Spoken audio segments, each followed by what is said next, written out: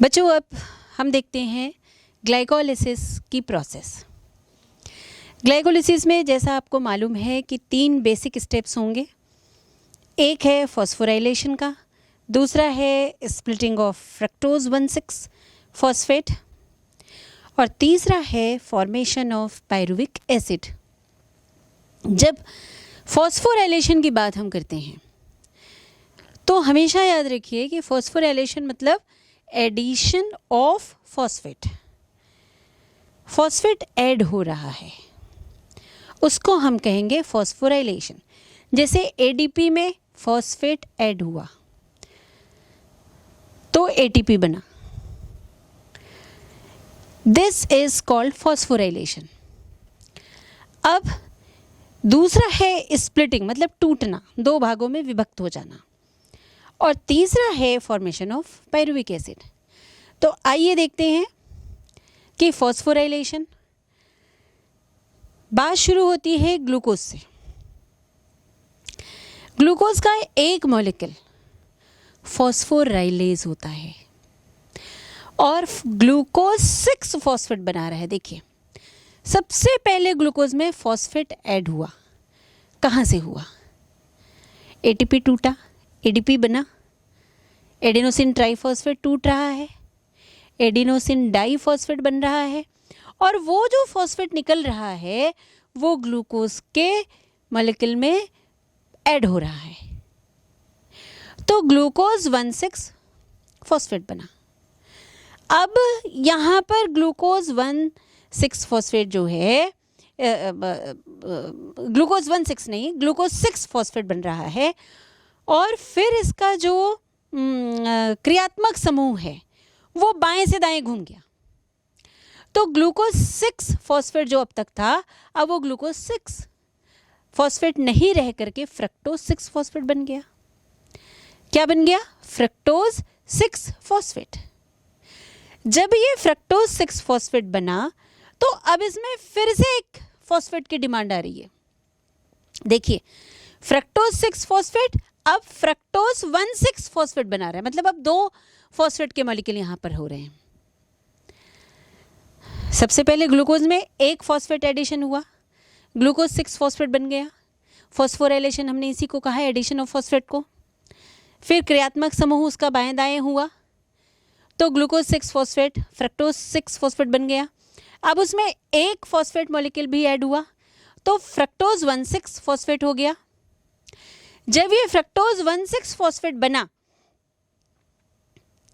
अब इसकी सेकंड जो स्टेप है यहाँ पर उसकी शुरुआत होती है, क्योंकि फ्रक्टोज 1,6 फॉस्फेट जो है वो क्या है दिख रहा है आपको? 6 कार्बन का मॉलिक्यूल है और स्प्लिट होगा, अब टूटेगा 2 भागों में। देखिए, तो ये 3-3 कार्बन के 2 मॉलिक्यूल बना लेगा। कैसे बनाएगा? 3-3 कार्बन के 2 मॉलिक्यूल बनाया, और यहां पर देखिए ट्रायोज जो फॉस्फेट है वो बन रहा है। तो ट्रायोज फॉस्फेट का एक तरफ एल्डिहाइड मॉलिक्यूल बन रहा है और दूसरी तरफ आप देखिए एसीटोन मॉलिक्यूल बन रहा है। आई बात समझ में? तो एक तरफ एल्डिहाइड मॉलिक्यूल और दूसरी तरफ क्या बना? Acetone molecule. अब जो ट्रायोज फॉस्फेट का एल्डिहाइड मॉलिक्यूल है वो फिर से आगे बढ़ेगा और ट्रायोज बाइफॉस्फेट बनाएगा।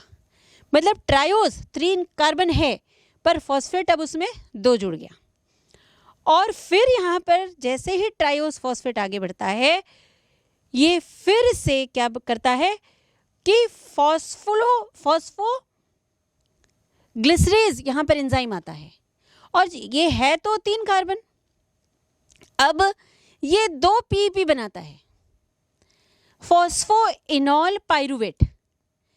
ध्यान देंगे, पीईपी जैसे ही फॉस्फोइनॉल पाइरुवेट बना, अब यहां पर डीफॉस्फोराइलेशन हो रहा है। अब तक हमने क्या देखा? फॉस्फेट का एडिशन हुआ, लेकिन अब फॉस्फेट का एलिमिनेशन होगा और डीफॉस्फोराइलेशन से जो फॉस्फोइनॉल पायरुवेट था अब वो पायरुविक एसिड बन जाएगा। आगे बात समझ में है? हम फिर से इसको दोहराएंगे, फिर से दोहराएंगे। इसमें हम दो चीज़ों को, दो स्टेप्स को पहले देखेंगे। सबसे पहला हमने देखा फॉस्फोराइलेशन और दूसरा हमने देखा स्प्लिटिंग और तीसरा जो प्रोसेस है फॉर्मेशन ऑफ पायरुविक एसिड। तो पहला देखिए, जो फॉस्फेट एडिशन है वो क्या हो रहा है। ग्लूकोज का एक मॉलिक्यूल है, ग्लूकोज मॉलिक्यूल हमने लिया, ग्लूकोज मॉलिक्यूल में फॉस्फेट ऐड हुआ तो ग्लूकोज 6 फॉस्फेट बना और ग्लूकोज 6 फॉस्फेट से फिर क्या बना, फ्रक्टोज 6 फॉस्फेट। आप देख रहे हैं फ्रक्टोज 6 फॉस्फेट, क्रियात्मक समूह बाएं दाएं हो गई। अब फ्रक्टोज 6 फॉस्फेट जो है उसमें फिर से एक फॉस्फेट ग्रुप एडिशन हुआ तो फ्रक्टोज 1,6 बिस फॉस्फेट हो गया। इसी की स्प्लिटिंग होगी और ट्राइओज के एल्डिहाइड और एसीटोन ग्रुप आ जाएंगे। एसीटोन एक तरफ चला जाएगा और जो एसिटिल्डिहाइड वाला जो ग्रुप है, जो एल्डिहाइड वाला ग्रुप है, वो ग्रुप आगे बढ़ेगा।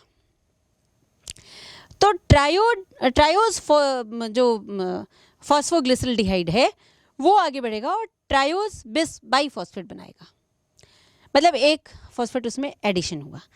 अब फिर से जो ट्रायोज फॉस्फेट है उसका फॉस्फोग्लिसरेज एंजाइम के साथ में रिएक्शन होगा और फॉस्फोइनॉल पायरुवेट बनेगा। जैसे ही फॉस्फोइनॉल पायरुवेट का जो फॉर्मेशन होता है ये एटीपी फॉर्म करता है क्योंकि अब यहाँ पर डीफॉस्फोराइलेशन हो रहा है, मतलब एडीपी में अब एडिशन ऑफ फॉस्फेट हो रहा है। यही 2 एटीपी इस पूरे ग्लाइकोलाइसिस का गेन है। तो ये 2 एटीपी यहाँ पर बना, एडेनोसिन ट्राइफॉस्फेट, और फॉस्फोइनॉल पायरुवेट जो है वो पायरुविक एसिड में कन्वर्ट हो गया। Is it clear? जब वो पायरुविक एसिड में कन्वर्ट हुआ तो यहाँ पर अब ग्लाइकोलाइसिस की प्रोसेस का तीसरा स्टेप इज ओवर। अब ये पायरुविक एसिड कहाँ जाएगा, इसका फेट क्या है, इसके आगे क्या चलेगा? तो यहाँ देखिए कि जो पायरुविक एसिड है ना, वो पायरुविक एसिड अब फिर से किस में आएगा, डी कार्बोक्सिलेज एंजाइम इसके ऊपर काम करेगा, पायरुविक एसिड के ऊपर में। और जब डी कार्बोक्सिलेज एंजाइम काम करेगा तो CO2 अलग होगा, मतलब अब क्या बना, एसिटल्डिहाइड बना। एसिड था, एसिड से एल्डिहाइड बना। अब ये जो एल्डिहाइड है ये NADH + 2H के साथ इथाइल अल्कोहल बनाएगा if oxygen is not there, और NAD बनेगा, मतलब जाइमेज कार्बोक्सिलेशन होगा। और जो जाइमेज कॉम्प्लेक्स है वो जाइमेज कॉम्प्लेक्स यहाँ पर ग्लूकोज को कन्वर्ट करेगा इथाइल अल्कोहल में। तो अब ये फेट आ गया कि ऑक्सीजन है तब और ऑक्सीजन नहीं है तब। तो अगर ऑक्सीजन नहीं है तो आपने देखा कि C2H5OH बन गया। दूसरा जो एनारोबिक है उसका फेट देखिए कि वही पायरुविक एसिड जो है वो फिर से NADH + H+ में आएगा और लैक्टिक एसिड डिहाइड्रोजिनेज एंजाइम के प्रेजेंस में, लैक्टिक एसिड डिहाइड्रोजिनेज एंजाइम यहाँ पर उपस्थित है और वो क्या बनाएगा, अब लैक्टिक एसिड बनाएगा, जिसका एम्पिरिकल फॉर्मूला क्या है, C3H6O3। तो ये जब लैक्टिक एसिड बना यहाँ पर कोई CO2 नहीं बन रहा है। लेकिन अब बात आती है कि एरोबिक, ये तो कंडीशंस हुई कि जब ऑक्सीजन प्रेजेंट नहीं है तब क्या बना, या तो इथाइल अल्कोहल बन गया या फिर क्या बन गया, लैक्टिक एसिड बन गया। अब अगर ऑक्सीजन प्रेजेंट है तब पायरुविक एसिड के साथ क्या होगा, इन एरोबिक कंडीशन देखिए, जब ऑक्सीजन प्रेजेंट है तब पायरुविक एसिड जो है वो पायरुविक डिहाइड्रोजिनेज एंजाइम के साथ रिएक्ट करता है, जिसमें बाईवैलेंट मैग्नीशियम भी प्रेजेंट है और एसिटिल कोएंजाइम बनाता है। अब एसिटिल कोएंजाइम यहाँ तो बन ही रहा है पायरुविक एसिड से, साथ ही साथ मतलब कोएंजाइम ए के साथ रिएक्ट किया और एसिटिल कोएंजाइम ए बनाया। पर ये एसिटिल कोएंजाइम ए देखिए बीटा ऑक्सीडेशन से भी बनेगा। अगर फैटी एसिड का बीटा ऑक्सीडेशन होगा तब भी एसिटिल कोएंजाइम ए बनेगा और ये जो एसिटिल कोएंजाइम ए है ये चला जाएगा कहाँ पर, कहाँ चला जाएगा ये TCA में। ठीक है, अब TCA के लिए मतलब ट्राई कार्बोक्सिलिक एसिड साइकिल के लिए जितने भी एंजाइम चाहिए वो सब कहाँ पर मिलेंगे, वो सभी मिलेंगे आपको पता है कि माइटोकॉन्ड्रिया की मैट्रिक्स में। माइटोकॉन्ड्रिया का स्ट्रक्चर देखिए, यहाँ पे आपको दिख रहा है मैट्रिक्स और फिर दिख रहा है मेम्ब्रेन। तो मेम्ब्रेन में आपको दो दिख रहा है, एक इनर मेम्ब्रेन और एक आउटर मेम्ब्रेन। अब इनर मेम्ब्रेन में एक एंजाइम होगा जिसको हम बोलेंगे सक्सिनेट डिहाइड्रोजिनेज। केवल एक अकेला सक्सिनेट डिहाइड्रोजिनेज होगा ये इनर मेम्ब्रेन में, बाकी सब के सब जो TCA के एंजाइम हैं वो कहाँ मिलेंगे, मैट्रिक्स ऑफ माइटोकॉन्ड्रिया में। आई बात समझ में? तो जो ग्लाइकोलाइसिस था वो कहाँ हो रहा था, ग्लाइकोलाइसिस साइटोप्लाज्म में हो रहा था और पायरुविक एसिड उसका एंड प्रोडक्ट हुआ। साइटोप्लाज्म से वो माइटोकॉन्ड्रिया में आएगा। माइटोकॉन्ड्रिया में दो तरफ क्रियाएं चलेंगी, एक इनर मेम्ब्रेन में और एक मैट्रिक्स में।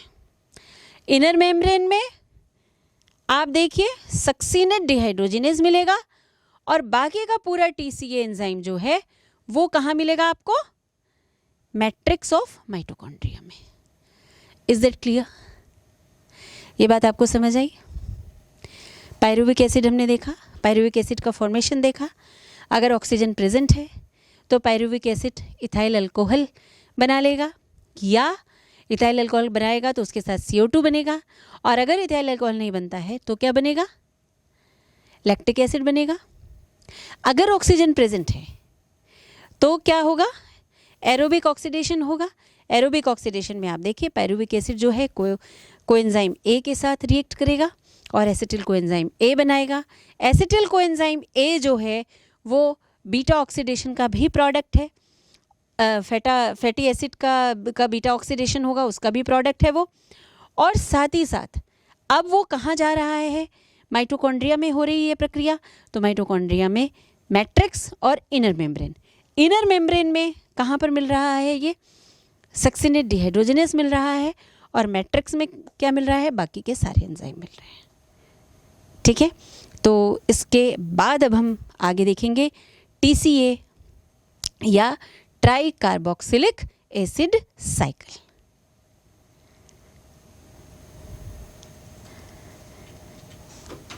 तो अब तक हमने पूरा किया पायरुविक एसिड का फॉर्मेशन। पायरुविक एसिड के साथ में हमने आगे देखा कि किस तरह से एनारोबिक और एरोबिक कंडीशन होती है, और अब हम देखेंगे TCA साइकिल। बच्चों अभी हम देख रहे थे सक्सिनेट डिहाइड्रोजिनेज माइटोकॉन्ड्रिया के इनर मेम्ब्रेन में होता है और मैट्रिक्स में बाकी के सारे एंजाइम्स होते हैं।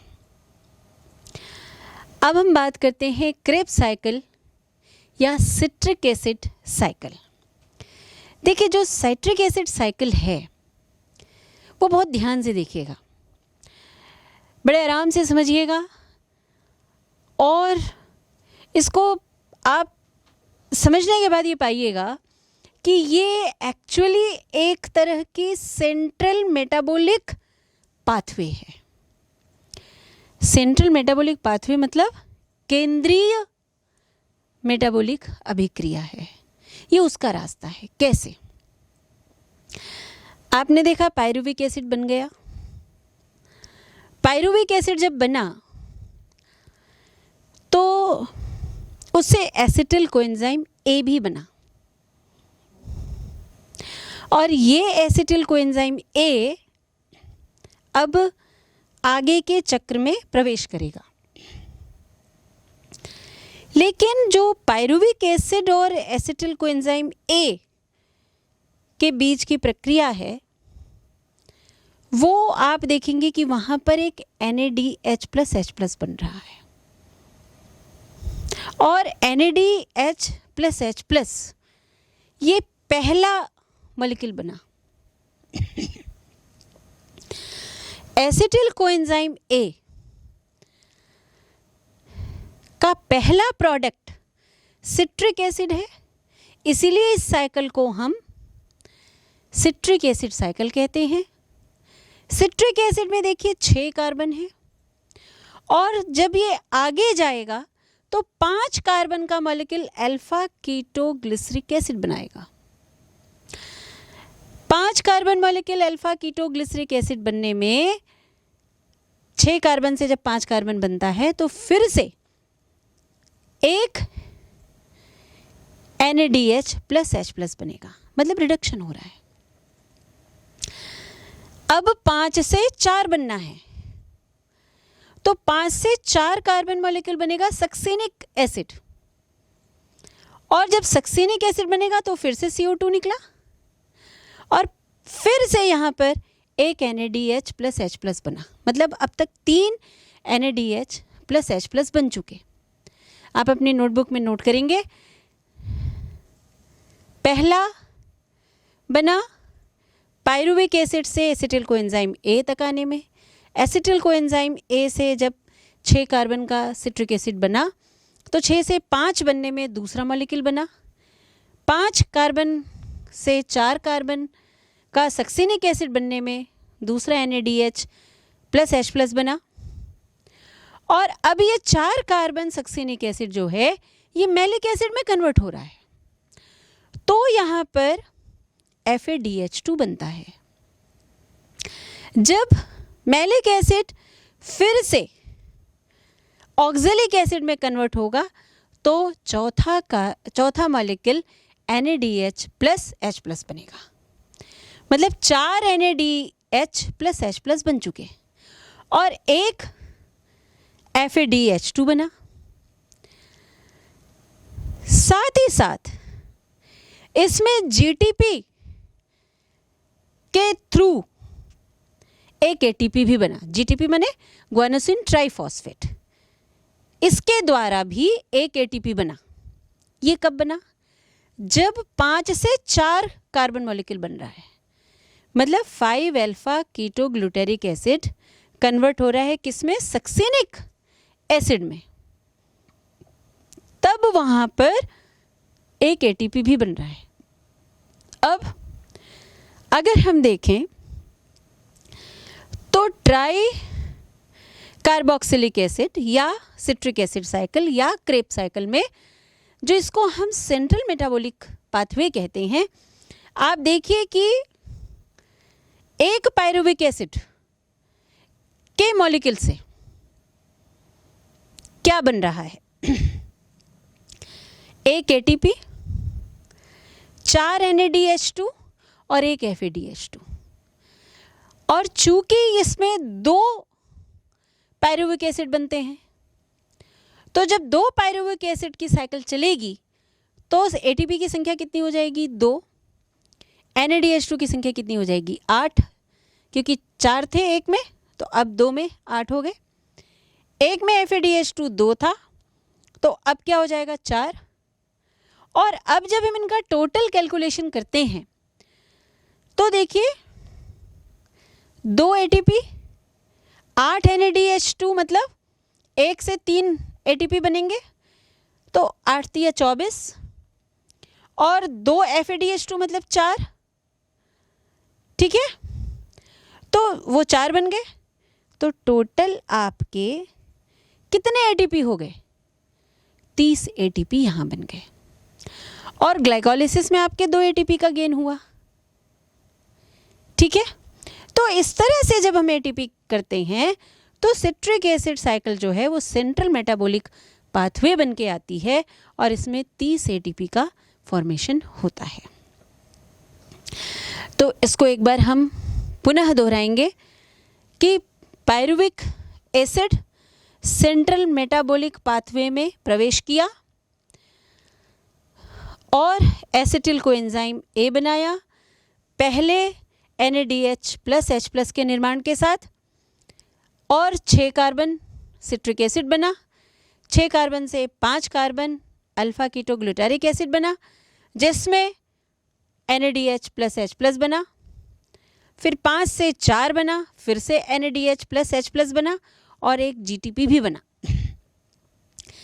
4 कार्बन सक्सिनिक एसिड कन्वर्ट हो गया मैलिक एसिड में, यहाँ पर FADH2 बना और ये 4 कार्बन मैलिक एसिड जो है ये पुनः बदल गया एसिटिल कोएंजाइम ए में ऑक्जेलिक एसिड में, और ऑक्जेलिक एसिड फिर से प्रवेश किया एसिटिल कोएंजाइम ए की साइकिल में। इसका मतलब यहाँ पर क्या बना, फिर से एक NADH प्लस H प्लस बना। तो जो पूरे कुल ATP की संख्या थी इस पूरे सिट्रिक एसिड साइकिल में, वो कुल मिला के 30 ATP यहाँ पर हमको प्राप्त हुए।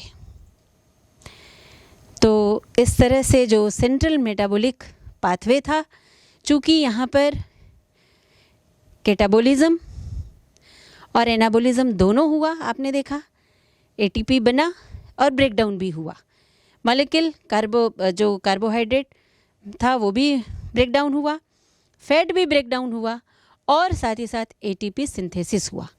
तो जब ATP बना और जो सबस्ट्रेट थे उनका ब्रेकडाउन हुआ, उनका टूटना हुआ, मतलब कैटाबोलिज्म एनाबोलिज्म दोनों एक साथ चला, इसलिए ये सेंट्रल मेटाबॉलिक पाथवे हुई और इसको हम एम्फीबोलिज्म कहते हैं।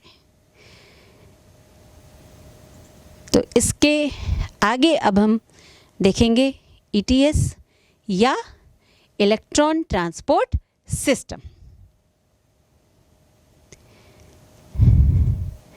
तो इलेक्ट्रॉन्स का फ्लो एक पूरे ट्रांसपोर्ट सिस्टम में किस तरह से आगे बढ़ेगा वो बात आएगी ETS या इलेक्ट्रॉन ट्रांसपोर्ट सिस्टम में। बच्चों, अभी हमने देखा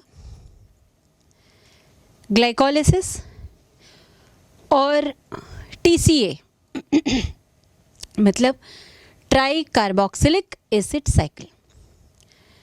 इन दोनों में आप देख रहे थे कि किस तरह से जो इलेक्ट्रॉन्स हैं और प्रोटॉन्स हैं मतलब in the form of oxygen and hydrogen वो रिलीज हो रहे हैं, रिमूव हो रहे हैं, निकल रहे हैं, बाहर निकल रहे हैं। तो हालांकि उसमें रिडक्टेज एंजाइम भी काम कर रहा है, डिहाइड्रोजनेशन भी हो रहा है, फाइनली NADH2 भी बन रहा है, FADH2 भी बन रहा है, रिडक्शन हो रहा है। लेकिन एट द एंड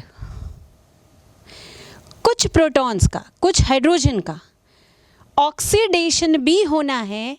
किस में होना है? पानी में। मतलब अगर हाइड्रोजन का ऑक्सीकरण होगा तभी पानी बनेगा, क्योंकि जो आपने ब्रेकडाउन देखा तो वो CO2 और H2O बन रहा है, मतलब जो H2 है उसका ऑक्सीडेशन हो रहा है। तो जब H2 का ऑक्सीडेशन होगा तो उसके लिए हमको क्या चाहिए? हमको इलेक्ट्रॉन कैरियर चाहिए, कैरियर चाहिए। और ये जो कैरियर्स हैं, अब चूंकि प्रोसेस सेलुलर रेस्पिरेशन की, जो सेंट्रल मेटाबॉलिक रेस्पिरेशन है वो कहाँ चल रही है? माइटोकॉन्ड्रिया में चल रही है। तो ये जो प्रक्रिया है ये 3 भागों में आ जाएगी: मैट्रिक्स, इनर माइटोकॉन्ड्रिया और इंटर मेम्ब्रेन स्पेस। अब जो एक बार प्रोटॉन आ गया वो इम्परमिएबल होती है इनर माइटोकॉन्ड्रियल मेम्ब्रेन, किसके लिए? प्रोटॉन के लिए, तो वो मैट्रिक्स में वापस नहीं आ सकते। लेकिन ये क्या करेंगे कि पेरीमाइटोकॉन्ड्रियल स्पेस में ये अपना योगदान देंगे, 2 प्रोटॉन चले जाएंगे और F0 और F1 के थ्रू, जो F0 F1 पार्टिकल है उसके थ्रू ये एटीपेज एंजाइम को एक्टिवेट करेंगे और एटीपी बनाएंगे। मतलब अब एटीपी का फॉर्मेशन कब हुआ?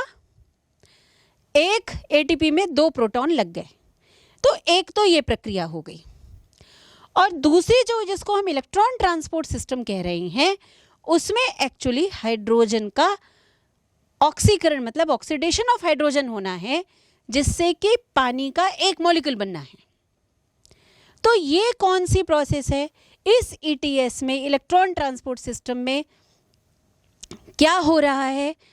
तो बहुत ज़रूरी है कि इसमें 5 कॉम्प्लेक्स सिस्टम काम कर रहे हैं। 5 कॉम्प्लेक्स के सबसे पहले तो आप नाम नोट कर लो। पहला कॉम्प्लेक्स है NADH डिहाइड्रोजिनेस।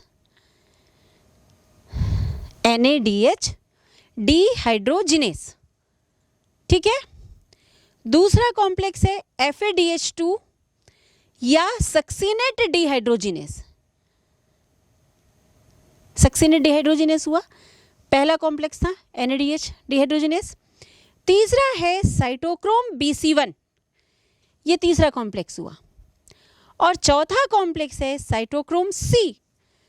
थर्ड था BC1, अब चौथा है cytochrome C oxidase. Cytochrome C oxidase जो है ये साइटोक्रोम A और साइटोक्रोम A3 दोनों का कंबाइंड वे है। और साथ ही साथ इसमें 2 कॉपर सेंटर भी हैं, ठीक है। अब पांचवा जो है वो है एटीपी सिंथेस, जिसकी बात हमने की कि 2 प्रोटॉन एंटर करेंगे और एटीपी सिंथेस को एक्टिवेट करेंगे और एडीपी से एटीपी बनाएंगे। आई बात समझ में? ये 5वां कॉम्प्लेक्स है। तो आइए अब हम देखते हैं कि इनर माइटोकॉन्ड्रियल मेम्ब्रेन में कौन सी घटनाएं हो रही हैं। सबसे पहले मैट्रिक्स में NADH एक्टिवेट हुआ और वो फिर 2 प्रोटॉन इंटर मेम्ब्रेन स्पेस में रिलीज किया। वहाँ से जो FADH2 है वो FeS मतलब आयरन सल्फाइड का एक मॉडिफाइड फॉर्म है। और यूबिक्विनॉन, जो यूबिक्विनॉन है उसकी बात हमने पहले ही की थी कि वो क्या है? इलेक्ट्रॉन कैरियर है साइटोक्रोम और यूबिक्विनॉन। तो यूबिक्विनॉन रिड्यूस हुआ, H2 बना और साइटोक्रोम B फिर से आया और इलेक्ट्रॉन कैरी किया। अब इलेक्ट्रॉन कैरी करके आप देखेंगे कि ये फिर से किस में आ रहा है? चूंकि साइटोक्रोम C ऑक्सीडेज को हमने साइटोक्रोम A और A3 में डिवाइड किया है, तो वो फिर से किस में आ गया? 4th कॉम्प्लेक्स ऑक्सीडेज आप देखिए A और A3 में। और यही ऑक्सीडेज प्रोटॉन को एक्सेप्ट करके ऑक्सीडाइज करेगा और प्रोटॉन को एक्सेप्ट करके जब भी ऑक्सीडाइज करेगा, मतलब किसको ऑक्सीडाइज कर रहा है? हाइड्रोजन को। तो आप देखिए हाफ ऑक्सीजन का मॉलिक्यूल, फिर 2 हाइड्रोजन और मिलके क्या बनाया? एक मॉलिक्यूल पानी का। तो बेसिकली जो इलेक्ट्रॉन ट्रांसपोर्ट सिस्टम है उसमें हमको 3 बातों का ध्यान रखना है। एक तो कॉम्प्लेक्सेस, 5 कॉम्प्लेक्स हैं, फिर हाइड्रोजन का ऑक्सीडेशन हो रहा है और एटीपी बन रहा है।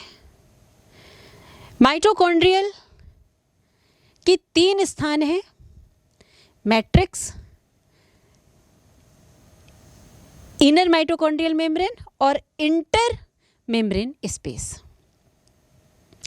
5 कॉम्प्लेक्स जो एंजाइमेटिक कैरियर्स हैं वो हैं complex 1 NADH dehydrogenase, complex 2 FADH2, complex 3 cytochrome BC1 और कॉम्प्लेक्स 4 साइटोक्रोम ऑक्सीडेज।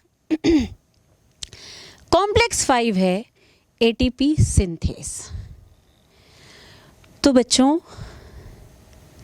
जो इलेक्ट्रॉन ट्रांसपोर्ट सिस्टम है वो वास्तव में हमको क्या बता रहा है कि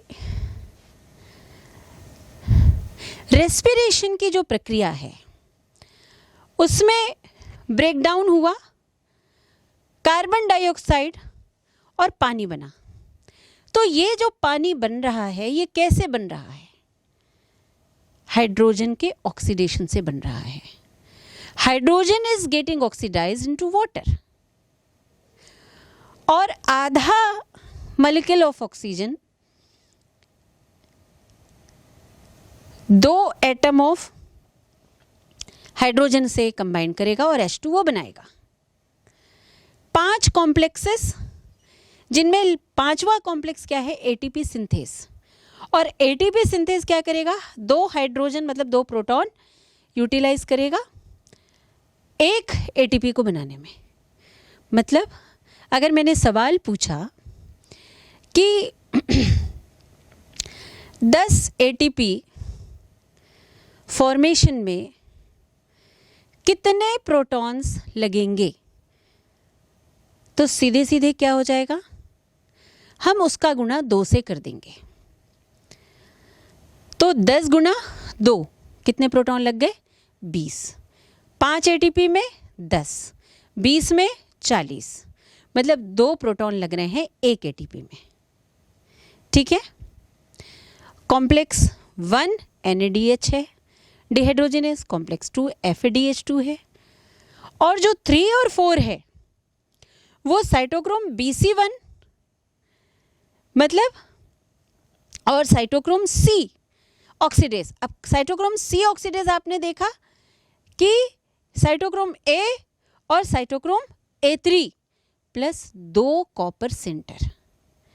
इतनी बातें आपको अपने दिमाग में रखना है तो इलेक्ट्रॉन ट्रांसपोर्ट सिस्टम बिल्कुल क्रिस्टल क्लियर हो जाएगा पानी की तरह। ठीक है। तो 5 कॉम्प्लेक्सेस, ऑक्सीडेशन ऑफ हाइड्रोजन और एटीपी का बनना, ये 3 मुख्य बातें हैं। और साथ ही साथ माइटोकॉन्ड्रिया के